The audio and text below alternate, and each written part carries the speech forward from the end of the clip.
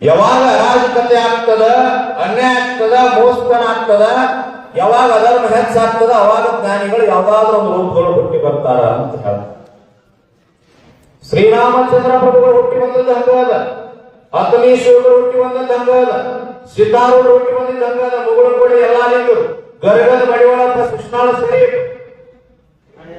ನವಲು ಬಂದ ನಾಗಲಿಂಗಪ್ಪ, ಇಷ್ಟೆಲ್ಲ ಜ್ಞಾನಿಗಳು ಹೆಂಗ್ ಹುಟ್ಟಿ ಬಂದಾರ ಅಂತಂದ್ರ ಯಾವಾಗ ಇಲ್ಲಿ ಅನ್ಯಾಯ ಆಗ್ತದ, ಅಧರ್ಮ ಆಗ್ತದ, ಮೋಸಗಾರ ಆಗ್ತದ, ಅವಾಗ ಅಲ್ಲಲ್ಲಿ ಜನ್ಮವನ್ನು ಎತ್ತಿ ಬಂದಿರ್ತಕ್ಕಂಥದ್ದು. ಇವತ್ತು ನಾವು ಬಹಳ ಜನ ಸಾಮಾನ್ಯವಾಗಿ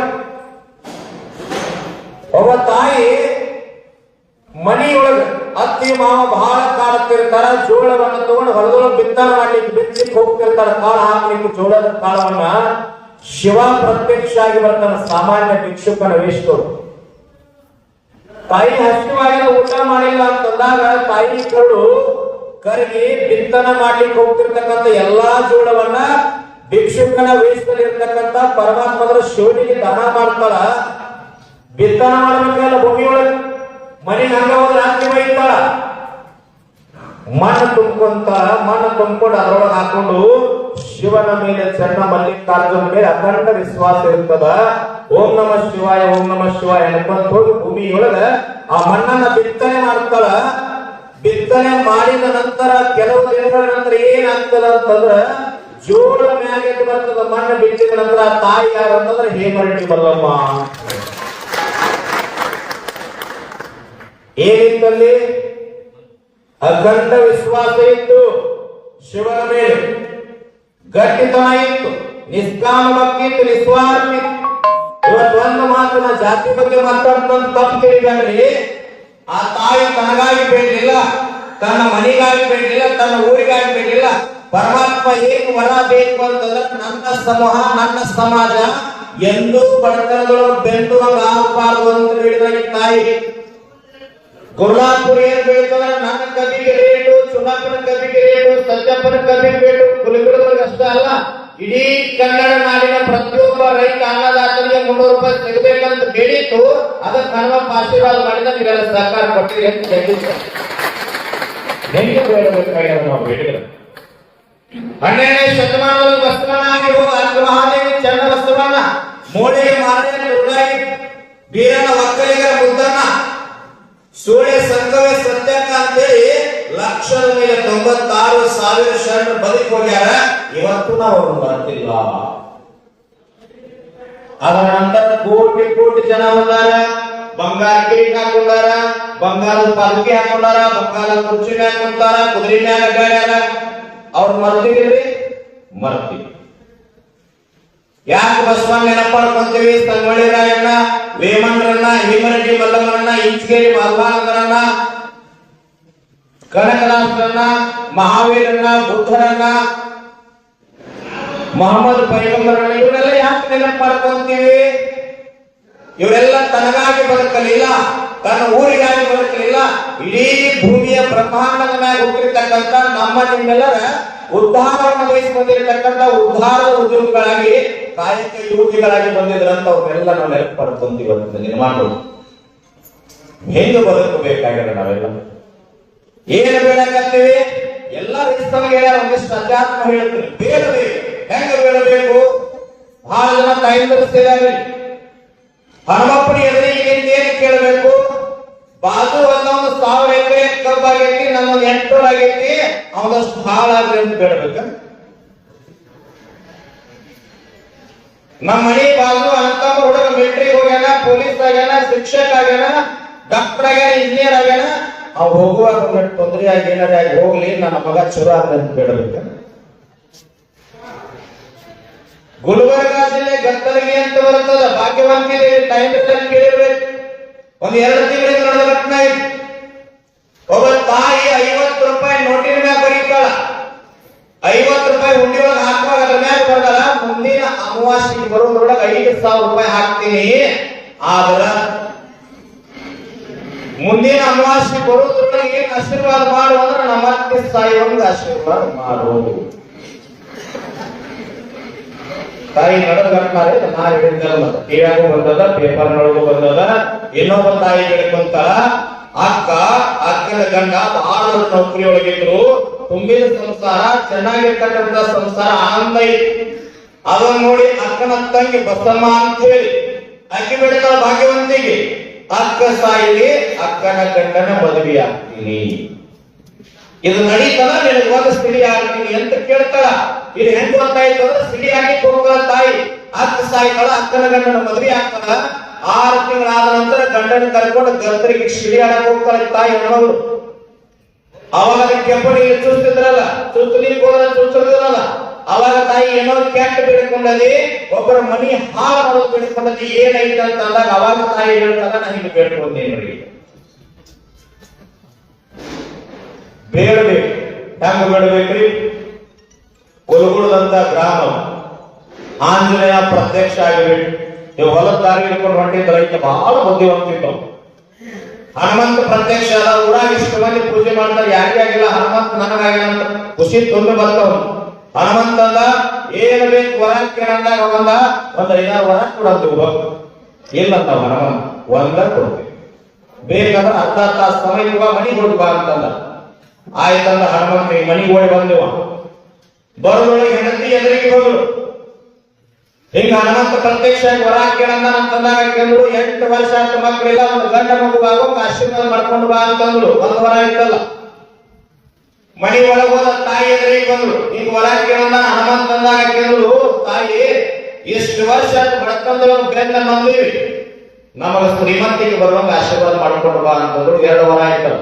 ಒಳಗ ತಂದೆ ಹತ್ರ ಹೋಗಿ, ನಿನಗೇನು ಬೇಕಂದಾಗ ಹುಟ್ಟಿದಾಗಿಂದ ಕತ್ತಲ ಜಗತ್ತು ನೋಡಿ, ಬೆಳಕ ನೋಡಿ, ಕಣ್ಣಿಲ್ಲ, ಕಣ್ಣು ಬರುವಾಗ ಆಶೀರ್ವಾದ ಮಾಡ್ಕೊಂಡು ಬಾ ಅಂತ 3 ವರ ಆಯ್ತು. ಹನುಮ ಪೀಡಿ ಬಂದವರ ಅಲ್ಲಿನಿಂದ ವಿಚಾರ ಮಾಡ್ಕೊಂಡು ಹೊಲದಾಗಿ ಹೋದ. ಹನುಮ ಪಂಗ ಕಾಯ್ಕೊಂತ ನಿಂತಿದ್ದ. ವರ ಬೇಡ್ತೇನೆ, 1 ವರ ಬೇಡ್ತೇನೆ ಅಂತ ಅಂದಾಗ ಅವನು ವಿಚಾರ ಮಾಡ್ಕೊಂಡು ಬಂದಿದ್ದ. ಹೋಯಪ್ಪ, 1 ಬೇಡ್ತೇನಂತ. ಹೆಂಗ ಬೇಡಿದ್ದಂದ್ರ, ನನ್ನ ಮಗನನ್ನ ಬಂಗಾರದ ತೊಟ್ಟೊಳಗೆ ಹಾಕಿ ತೂಗುವುದನ್ನ ನಮ್ಮಪ್ಪ ಕಣ್ಣಾರೆ ನೋಡ್ಬೇಕಂತ. ಎಲ್ಲರಿಗೂ ಅಂತ ಖುಷಿಯಾಗಿ ಚಪ್ಪಾಳೆ ಬರ್ತೀವಿ ನೋಡ್ರಿ. ನನ್ನ ಮಗ ಆದ್ರೆ ಹೆಂಡತಿ ಗಂಡ ಮಗ ಹುಟ್ಟಬೇಕಲ್ಲ, ಬಂಗಾರ ತೊಟ್ಟೊಳಗೆ ತೂಗಬೇಕಲ್ಲ. ನಮ್ಮಂತವ್ರು ಬಂಗಾರ ತೊಟ್ಟ ಕಟಾಕ್ಸ್ತಾ ಇದ್ದೇವೆ. 1400 ಟನ್ ಕಬ್ಬಿದ ರೊಕ್ಕ ಕಟ್ಟಬಹುದು. ಬಂಗಾರ ತೊಟ್ಟೊಳ ಶ್ರೀಮಂತಿಗೆ ಬಂತು, ಮೊದಲ ಕಣ್ಣಾರೆ ನೋಡೋಕೆ ಕೇಳಿ ಗುಡ್ಡನ ಕೇಳಿಲ್ಲ. ಅದೇನಲ್ಲ, 100 ವರ್ಷ ಆಯುಷ್ಯ 10 100 ನಿದ್ರೆಗೆ ಹೋಗ್ಯವ 50, ಪ್ರಾಯಕ್ಕೆ 20, ಪ್ರಾಯದಲ್ಲಿ ಮಾಡಿದ ಗಾಯಕ್ಕೆ 30, ಹೋಯ್ತು 100 ವರ್ಷ. ನೋಡ್ರಿ, ನೀವು ನಾವು ಕೋವಿಡ್ದಾಗ ಏನು ಆಗ್ಲಾರ್ದ ಗಟ್ಟಿ ಮುಟ್ಟದೀವಿ ಅಂತಂದ್ರೆ ಆಂಜನೇಯನ ಆಶೀರ್ವಾದ ನಾವು ಎಲ್ಲ ಗಟ್ಟಿ ಕಾಲಾದೀವಿ. ಆದ್ರೆ ಏನು ಕೇಳಬೇಕು? ಸತ್ಯ ಧರ್ಮದಿಂದ, ಗಟ್ಟಿತನದಿಂದ, ಪ್ರಾಮಾಣಿಕತೆಯಿಂದ ಬದುಕುವಂತ ಆಯುಷ್ಯ ಭಗವಂತ ಕೊಟ್ಟಾನ. ಎಷ್ಟೋ ಮಂದಿ ಕೋಟಿ ಆಸ್ತಿ ಇದ್ದವರು, ದೊಡ್ಡ ಅಧಿಕಾರಿ ಇದ್ದವರು ಯಾರು ಉಳಿದಿಲ್ಲ. ನೀವು ಒಳಗೆ ಮಾಸ್ಕ್ ಹಾಕಲ್ಲ, ಹೊಲದಾಗ ಉಳಿದಿರಿ, ನಿಮಗೇನು ಆಗಿಲ್ಲ. ಯಾಕೆ ಹೇಳ್ರಿ? ನಿಮ್ಮ ಮಧ್ಯದ ಶುದ್ಧತೆ ಐತಿ, ಧರ್ಮ ಐತಿ, ಪ್ರಾಮಾಣಿಕ ಐತಿ, ಗಟ್ಟಿ ಆಂಜನೇಯನ ಆಶೀರ್ವಾದ ಐತಿ ಅಂತ ನೀವು ಗಟ್ಟಿ ಮುಟ್ಟಾಗಿ ಉಳಿದಿರಿ. ಕೆಲವು ಮಂದಿ ಬಾಗ್ಲ ಹಾಕೊಂಡು ಗಾಳಿ ಬರೋಣ ಕೂತಾರ, ಹೋಗ್ಯಾರಲ್ಲ, ಹೋಗ್ಯಾರಿಲ್ರಿ? ಒಂದ್ ಸಣ್ಣ ಮಾತು ನೆನಪಾಡ್ಕೊಂತೀನಿ. ಸುರೇಶ್ ಅಂಗಡಿ ಅಂತೇಳಿ ನಮ್ಮ ಜಿಲ್ಲೆಯವರು ಪಕ್ಷಾತೀತವಾಗಿ ರೈಲ್ವೆ ಮಂತ್ರಿ ಇದ್ರು, ವಿಮಾನದೊಳಗೆ ಅಡ್ಡಾಡ್ತಿದ್ರು, ಎಸಿ ಕಾರ್ ಇತ್ತು, ಕೋಟಿಗಟ್ಟಲೆ ಹಣ ಇತ್ತು, ಬಹಳ ದೊಡ್ಡ ಶ್ರೀಮಂತರು, ಬಹಳ ದೊಡ್ಡ ವ್ಯಕ್ತಿಗಳು. ಕೋವಿಡ್ ತೀರಿಕೊಂಡ್ರೆ ಜನ ಸಹಿತ ಬೆಳಗಾವಿ ಬರಲಿಲ್ಲ. ಟಿವಿ ಒಳಗೆ ನೋಡಿರಿ, ಜನ ಒಂದು ಸ್ವಲ್ಪ ಹೊಳಿಲ್ಲ, ಹೆಂಡತಿ ಮಕ್ಕಳು ಮುಟ್ಲಿಲ್ಲ, ಸಂಬಂಧಿಕರು ಮುಟ್ಲಿಲ್ಲ, ಜಯನವರು ಮುಟ್ಲಿಲ್ಲ, ಗಡಿಗಿಲ್ಲ, 5 ಮಂದಿ ತಿರುಗ್ತಾ ಇದ್ರು. ಯದಾ ಯದಾ ಧರ್ಮಸ್ಯ ಗ್ಲಾನಿರ್ಭವತಿ ಭಾರತ. ಈ ಭವ್ಯ ಭಾರತವನ್ನ ಕಟ್ಟಲಿಕ್ಕೆ ಭಗವಂತನ ಬದುಕ್ಸಾನ. ಕಟ್ಟಬೇಕಾಗಿದೆ, ಹೆಂಗೆ ಕಟ್ಟಬೇಕಾಗಿದೆ? ನಮ್ಮ ಮಕ್ಕಳ ಸಂಗೊಳ್ಳಿ ನಾಯಕನಾಗ ತಯಾರಾಗಬೇಕು, ಚೆನ್ನಮ್ಮನಾಗ ತಯಾರಾಗಬೇಕು, ದೇವರೆಡ್ಡಿ ಮಲ್ಲಮ್ಮನಾಗ ತಯಾರಾಗಬೇಕು, ಕನಕದಾಸರಾಗ ತಯಾರಾಗಬೇಕು, ಶಿವಾಜಿ ಮಹಾರಾಜರಾಗ ತಯಾರಾಗಬೇಕು, ಒಣಗಿ ಒಬ್ಬವನಾಗ ತಯಾರಾಗಬೇಕು. ಹಿಂಗ ತಯಾರಾದಾಗ ಸಮಾಜ ಕಟ್ಟಲಿಕ್ಕೆ ಸಾಧ್ಯ. ಬಸವಣ್ಣ ಕಟ್ಟಿದ್ದೇನು? ಜಾತಿ ಜಾತಿ ಜಾತಿ ಅಂತ ಅನ್ನೋದೆಲ್ಲವನ್ನ ದೂರ ಸರಿಸಿದ್ದ, ಸಮಾನತೆ ತಂದಿದ್ದ. ಕಾಯಕ ಮಾಡುವುದರ ಮೇಲೆ ಧರ್ಮ ಜಾತಿ ಕೊಡೋದು ಸತ್ಯ. ಅಂಬೇಡ್ಕರ್ ಯಾಕೆ ನೆನೆಸ್ಕೊಂತೀವಿ? ಇವತ್ತಿನ ಗಟ್ಟಿಯಾಗಿ ನಿಮ್ಮ ಊರಾಗಿ ಮೈ ಹಿಡಿದು ಮಾತಾಡೋ ತಾಕತ್ತು ಕೊಟ್ಟವ್ರು ಡಾಕ್ಟರ್ ಬಿ ಆರ್ ಅಂಬೇಡ್ಕರ್ ಅವರು. 19 ಕ್ಲಾಸ್ 1 ಕ್ಲಾಸ್ ಅಂತೇಳಿ ಸಂವಿಧಾನದ ಒಂದು ವಿಧಿ ಬರ್ತದೆ, 19ನೇ ವಿಧಿ. ಈ ಭಾರತದೊಳಗೆ ಎಲ್ಲಿ ಹೋಗಿ ಯಾವ ವೇದಿಕೆ ಮೇಲೆ ಯಾವ ಊರಾಗ ಯಾವ ಮತಕ್ಷೇತ್ರದ ಗಟ್ಟಿಯಾಗಿ ಮಾತಾಡ್ತಕ್ಕಂಥ ಸ್ವಾತಂತ್ರ್ಯ ಕೊಟ್ಟವರು, ವಾಕ್ ಸ್ವಾತಂತ್ರ್ಯ ಕೊಟ್ಟವರು ಡಾಕ್ಟರ್ ಬಿ ಆರ್ ಅಂಬೇಡ್ಕರ್ ಅವರು. ಇವತ್ತು ಜನಸಾಮಾನ್ಯರು ಕೂಡ ಸಮಾನತೆಯ ಕಾನೂನಿನ ಸವಲತ್ತದ ನ್ಯಾಯ ಪಡೆದುವ ಸರ್ಕಾರವನ್ನು ಭಾಗಿಸಿ ಸವಲತ್ತು ತಗೋಬಹುದು ಅಂತ ಗಟ್ಟಿತನ ಕೊಟ್ಟಂತವರು. ರೈತ ಮನಸ್ಸು ಮಾಡಿದ ಸರ್ಕಾರವನ್ನು ತರುವುದು, ಸರ್ಕಾರವನ್ನು ಕೆಳಬಹುದು. ಒಂದು ಉದಾಹರಣೆ, 1980 ನವೆಂಬರ್ ಭಾಗಗಳು 13.5 TMC ಮಹದಾಯಿ ನೀರಿಗಾಗಿ ಹೋರಾಟ ನಡೆದಿದೆ. ಅದರೊಳಗೆ 7.6 TMC ಬರೀ ಕುಡಿಯುವ ನೀರಿಗಾಗಿ. ಇಬ್ಬರ ರೈತರ ಮೇಲೆ ಗೋಲಿಬಾರ್ ಮಾಡಿದ್ದು ಗುಂಡೂರಾವ್ ಸರ್ಕಾರ. ಈಗ ನಮ್ಮ ಚುನಾವಣಾ ಪೂಜಾರಿ ಇದಾರಲ್ಲ, ಈಗ ನಂಜುಂಡ ಸ್ವಾಮಿ ರೈತ ನೇತಾರು, ಅವರನ್ನು ಘೋಷಣೆ ಮಾಡಿದ್ರು.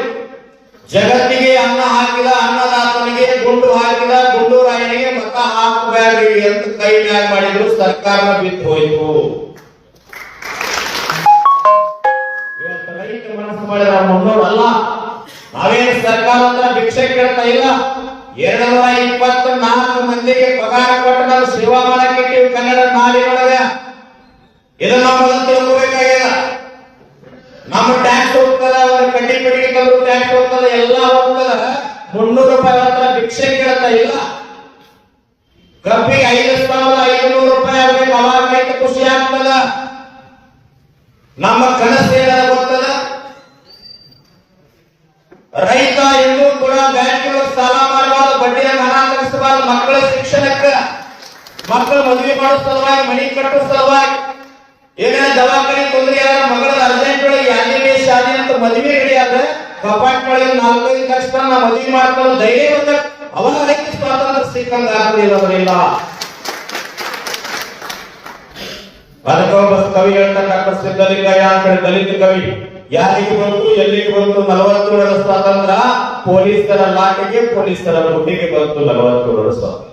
ನಾ ಹೇಳಿದ್ದಲ್ಲ, ಮತ್ತೆ ಸಿದ್ದಲಿಂಗ ಹೇಳಿ ನನ್ನ ಮಾತು ಮೊದಲ ಕಟ್ ಮಾಡಿ ಮಾಡಿ ಮಾಡಿ ಹಾಕ್ಬಿಡ್ತಾರೆ. ಯಾಕ್ರಿ ಏನು ಮಾತಾಡೋರು ಅರ್ಧ ಕಟ್ ಮಾಡಿ ಈಗ ಜೋರ್ ಹಾಕ್ಬಿಡ್ತಾರೆ. ನಾವ್ ಹೇಳಿದ್ದಲ್ಲ, ಅವ್ರು ಹೇಳಿ. ಹಂಗ ಧರ್ಮಕ್ಕಾಗಿ ಬಂದೀವಿ, ಧರ್ಮ ಮಾಡಬೇಕಾಗಿ. ಶ್ರೀರಾಮಚಂದ್ರ ಪ್ರಭುಗಳು ಒಂದೇ ಒಂದು ಮಾತು ಕೊಟ್ಟಿದ್ದಕ್ಕಾಗಿ ಸಿಂಹಾಸನ ಬಿಟ್ಟು ಅಡವಿಯೊಳಗಾದರು.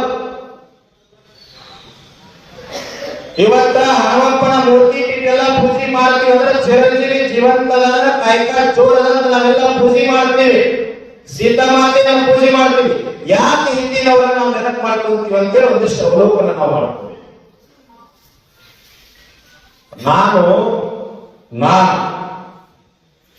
ಸಾನು ನಿಧಿ ಮರಿ ನೋಡಿ ನಾ ಹೇಳಿದ್ರೆ ನನ್ನ ಮಕ್ಕಳು ನೊಣ ನೋಡಿ ಹೆದರ್ತವೇನ್ರಿ? ತಾಯಂದ್ರು ಊಟ ಮಾಡುವಾಗ ಸಣ್ಣ ಮಕ್ಕಳಿಗೆ ಹೇಳ್ತಿರ್ತಾರ, ಜವ್ ಹಂಗನ್ ಬೇಡ್ರಿ, ನೀ ಹುಲಿ ಅದಿ ಅಂತ ಊಟ ಮಾಡ್ಸುತ್ತ ಬರೀ, ಹಾಲು ಕೊಡ್ಸುತ್ತ ಬರೀ. ಜಗತ್ತು ಬೆಳಗ್ತಾರವರೆಲ್ಲ ಸಮರ್ಥ ರಾಮದಾಸ್ ಮಹಾರಾಜ ಅಂತ ಹೇಳಿ ಶಿವಾಜಿ ಮಹಾರಾಜರಿಗೆ ನೀ ಹುಲಿ ಇದ್ದಂಗಲ್ಲಿ ಹಿಂದೂ ಸಾಮ್ರಾಜ್ಯ ಅಂತ ಆಶೀರ್ವಾದ ಮಾಡಿದ್ರು. ಜೀಜಾಮಾತೆ ಎಲ್ಲಿ ಹಾಲು ಕೊಡಿಸುವಾಗ ಶ್ರೀರಾಮ ರಾಮ ರಾಮ ರಾಮ ಎಲ್ಲಿ ಹಾಲು ಕೊಡಿಸ್ತಾ ಇದ್ರು. ಮಹಾತ್ಮರ ಜೀವನ ಚರಿತ್ರೆ ಕಥೆ ಓದ್ತಾ ಇದ್ರು. ಅವೆಲ್ಲ ಕಥೆಗಳನ್ನ ಕೇಳಿ ಕೇಳಿ ಕೇಳಿ ಗರ್ಭಗಳು ತಯಾರಾಗಿರ್ತಕ್ಕಂಥ ಶಿವಾಜಿ ಮಹಾರಾಜ ಹಿಂದೂ ಸಾಮ್ರಾಜ್ಯ ಕಟ್ಟಿದ್ರು. ಆ ತಾಕತ್ತು ತಾಯಿಯೊಳಗಿರ್ತದ.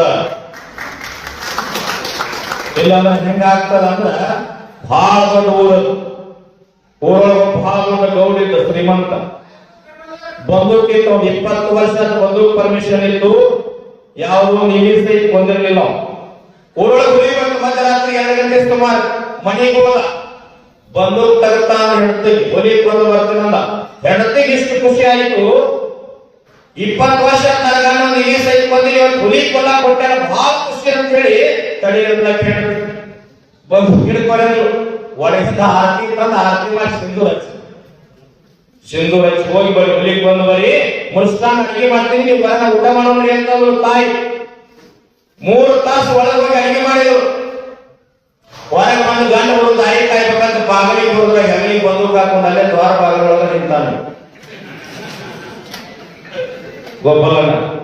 ಹಾ ಯಾಕ್ರಿ ಹುಲಿ ಕೊಡಕ್ ಹೋಗ್ಲಿಲ್ಲರಿ ಅಂತಂದಾಗ ಅವಾಗ ಹುಲಿ ಏನೋ ಕೊಲ್ಲಬೇಕಂತ ಧೈರ್ಯದಲ್ಲಿ ಹೊಂಟಿದ್ದೆ, ಆದ್ರೆ ಎದ್ರ ಮನೆ ನಾಯಿ ನನ್ನ ಕೆಕ್ಕರಿಸಿ ಮಾಡಾಕತ್ತಿದ್ರೆ ಅದು ಹೋಗ್ತೀನಿ ಅಂತ.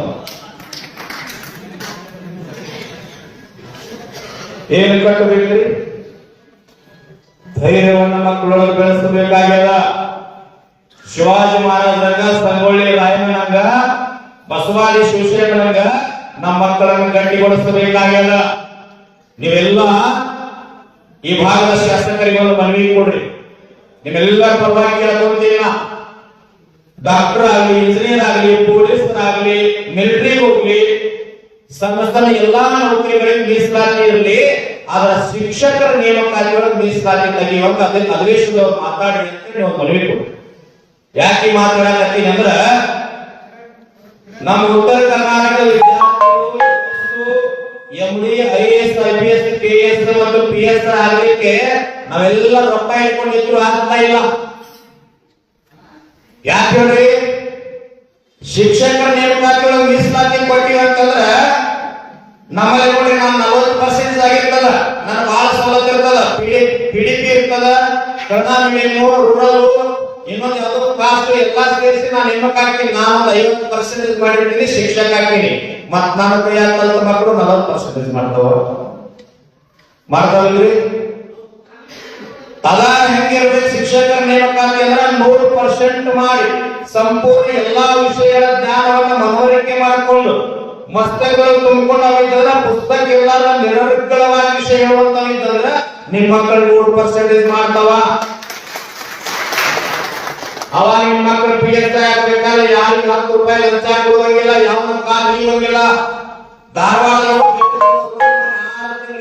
ಅಧ್ಯಯನ ಮಾಡಿದ್ರೆ ನಿಮ್ಮ ಮಗ PSI ಆಗ್ತಾನ, KS ಆಗ್ತಾನ, IAS ಆಗ್ತಾನ, MS, MD 1 ರೂಪಾಯಿ ಕೊಡ್ತಾರ, ದೊಡ್ಡ ಸ್ಥಾನ ನಿಮ್ಮ ಮಕ್ಕಳು ಹೋಗ್ಲಿಕ್ಕೆ ಸಾಧ್ಯ. ನಾವು ಸವಲತ್ತು ತಗೊಂಡು ಸರ್ಕಾರ ಇವೆಲ್ಲ ಒಕ್ಕಟ್ಟಾಗಿ ಗುಡ್ಡಾಪುರಕ್ಕೆ ಬಂದ್ರಿ. ಕೊನೆ ಮಾತು ಹೇಳ್ತಿಲ್ಲ, ನಮ್ಮನ್ನೆಲ್ಲ ಕರೆಸಿ ಸನ್ಮಾನ ಮಾಡಕ್ ಕರೆಸಿ ಅಂತ ನಿಮ್ಮಲ್ಲಿ ಭಾವನೆ ತಪ್ಪು. ನಾವ್ಯಾಕೆ ವ್ಯಕ್ತಿ ಮೇಲೆ ಸಾಲ ಕುರ್ಚಿ ಹಾಕೊಂತ ಹೇಳಿ, ನೀವು ಈ ಗ್ರಾಮರು ರೊಟ್ಟಿ ಕೊಟ್ಟಿರಿ, ಅಕ್ಕಿ ಕೊಟ್ಟಿರಿ, ಹಣ ಕೊಟ್ಟಿರಿ, ಕಾಯಿ ರೊಟ್ಟಿ ಚಪಾತಿ ಎಲ್ಲಾ ಮಾಡಿ ಕೈಪಾಲೆ ಮಾಡಿ ಕೊಟ್ಟು ಗುಡ್ಲಾಪುರ ಕೊಟ್ಟ, ಗುಡ್ಲಾಪುರ ವ್ಯಕ್ತಿ ಗೆಲುವ ಮಾಡಿಲ್ಲ. ನಾವೆಲ್ಲರೂ ಸ್ವಾಗತ ನಿಮ್ಮ ಪಾಲಕರೇ ಅಂತ ಧನ್ಯವಾದ. ನಿಮ್ಮ ಊರಿಗೆ ನಿಮ್ಮ ಸೇವಾ ಆಗುವುದಲ್ಲ, ನಿಮ್ಮ ಸರ್ಕಾರ ಆಗುವುದಲ್ಲ. ಧರ್ಮ, ಜಾತಿ, ಮತ, ಪಂಥ, ಪಕ್ಷ, ರಾಜಕಾರಣ ಎಲ್ಲ ದೂರ ಸರಿಸಿ ಗುಡ್ಲಾಪುರದಲ್ಲಿ ನಮ್ಮ ರೈತರು ಕುಂತಾರ, ಅವ್ರಿಗೆ ಸಹಕಾರ ಕೊಡ್ಬೇಕಂತ ನೀವೆಲ್ಲ ಏನು ಬಂದಿರಲ್ಲ. ಆ ಸರ್ಕಾರ ಆ ಸೇವೆ ಬಹಳ ದೊಡ್ಡದು. ಯಾಕಂದ್ರೆ ಪ್ರತಿ ಸಾರಿ ಹೋರಾಟ ಮಾಡಿದಾಗ ನಮ್ಮ ಅಧ್ಯಕ್ಷರ ನೇತೃತ್ವದಲ್ಲಿ ನಮ್ಮ 100 ಜನ 1000 ಜನ ಮಾಡ್ತಾ ಇದ್ವಿ, ಸರ್ಕಾರ ಗಮನಕ್ಕೆ ತಗೊಳ್ತಿರ್ಲಿಲ್ಲ. ಮತ್ತೆ 2-3 ದಿನಗಳ ವ್ಯತ್ಯಾಸ ಆಗ್ತಾ ಇತ್ತು. ಹಿಂಗ ಹೋರಾಟ ಮಾಡೋದು ರೇಟ್ ಸೇರ್ತಿರಲಿಲ್ಲ. ಈ ಸಾರಿ ಏನಾಯ್ತಂದ್ರ 1 ಟನ್ ಕಬ್ಬು ಬೆಳೆಯುವ ರೇಟ್ ಹಿಡ್ಕೊಂಡು 10,000 ಟನ್ ಕಬ್ಬು ಬೆಳೆತಕ್ಕಂಥ ರೈತ, ಕೂಲಿ ಕಾರ್ಮಿಕರು, ವಿದ್ಯಾರ್ಥಿಗಳು, ತಾಯಂದಿರು, ಡಾಕ್ಟರು, ಇಂಜಿನಿಯರು, ನಿವೃತ್ತ ಸೈನಿಕರು ಇವರೆಲ್ಲರೂ ಪಕ್ಷಾತೀತವಾಗಿ ಜನಾಂದೋಲನ ಆಗಿ ಹೋಗಿ ನೀವು ಗುಡ್ಲಾಪುರದಲ್ಲಿ ಗಟ್ಟಿಯಾಗಿ ಕುಂತ್ರಿ ಅಂತ ಹೇಳಿ ಸರ್ಕಾರ ತಲಿಬಾಯಿ ಶಿವಾನಂದ ಪಾಟೀಲ್ ಹೇಳಿದ ಮಾತು ಕೇಳಿಲ್ಲ ತಾವೆಲ್ಲ. ಇನ್ನು 2 ದಿನ ಹೋದ ಸರ್ಕಾರಕ್ಕೆ ಹೋಗಿದ್ದ ಅವ್ರ ಬಾಯಿಗೆ ಬರ್ತದೆ. ಆ ಗಟ್ಟಿತನ ನಿಮ್ಮೊಳಗಿತ್ತು. ನಿಮ್ಮೆಲ್ಲರಿಗೆ ನಾನೊಂದು ವಿನಂತಿಯನ್ನು ಮಾಡ್ಕೊಳ್ಳಿ. ಏನು ವಿನಂತಿ ಅಂದ್ರ, ನಿಮ್ಮ ಮನೆಯೊಳಗೆ 4 ಜನ ಮಕ್ಕಳು ಇರ್ತಾವ. ಯಾರ ಮಹಾತ್ಮರು ದೊಡ್ಡವ್ರು ಯಾರು ಬಂದಾಗ ಪರಿಚಯ ಮಾಡಿಸ್ತೀರಿ. ಒಬ್ಬ ಡಾಕ್ಟರ್ ಅದಾನ್ರಿ, ಒಬ್ಬ ಇಂಜಿನಿಯರ್ ಅದಾನ, ಒಬ್ಬ ಮಿಲಿಟರಿ ಅದಾನ್ರಿ, ಹೊಲದಾಗ ಕೆಲಸ ಮಾಡುವಂತ ಅದಾನ ಬಿಡ್ರಿ. ಇನ್ ಮ್ಯಾಲ ಹಂಗ ಬೇಡ. ಧರ್ಮ, ಜಾತಿ, ಮತ, ಪಂಥ, ಪಕ್ಷ ಅಲ್ಲದ ಹೊಲದೊಳಗ ಅನ್ನಾದ್ರು ಜಗತ್ತು ಜೀವನ ಇಟ್ಟಂತ ರೈತ ನನ್ನ ಮಗ ಅಂತ ಅಭಿಮಾನ ಪರಿಚಯ ಮಾಡಿಸ್ತೀರಿ. ಅವಾಗ ಯಾಕೆ ರೈತರಿಗೆ ಹೆಣ್ಣು ಕೊಡಂಗಿಲ್ಲ? ನಾವ್ ಹೇಳ್ತೀವಿ ರೈತರಿಗೆ ಹೆಣ್ಣು ಸಿಗುವಾಗ ಅವರಿಗೆ ಅಂತ. ರೈತರನ್ನ ಅಸಡ್ಡೆಯಲ್ಲಿ ನೋಡ್ಬೇಡ್ರಿ. ನೌಕರಿ ಮಾಡುವಂತವ್ರು ಚಾಕರಿ ಮಾಡಿದಾಗ ಹೊಲದಾಗ ದುಡಿದಂತ ರೈತನಿಗೆ ಜಗತ್ತಿಗೆ ಅನ್ನ ಕೊಟ್ಟಾನ, 4 ಜನರಿಗೆ ಕೆಲಸ ಕೊಟ್ಟಾನ. 5,500 ರೂಪಾಯಿ ಟನ್ ಕಬ್ಬಿನ ಬೆಲೆ ಆಯಿತು ಅಂತಂದ್ರ ಏನು ದುಡಿದವರು ನೌಕರಿ ಒಳಗದಾರಲ್ಲ ಅವರೆಲ್ಲ ಹೊಲದ ಕಡೆ ಹೋಗಮ್ಮ. ನಿಮಗೊಂದು ಸರಿಯಾಗಿ ಬೆಲೆ ಸಿಗಲಾರ್ದಾಗಿ ನಾವು ಒದ್ದಾಡಕತ್ತೀವಿ. ಎಲ್ಲರ ಬೆಲೆ ಹೆಚ್ಚಾಗ್ಯದ.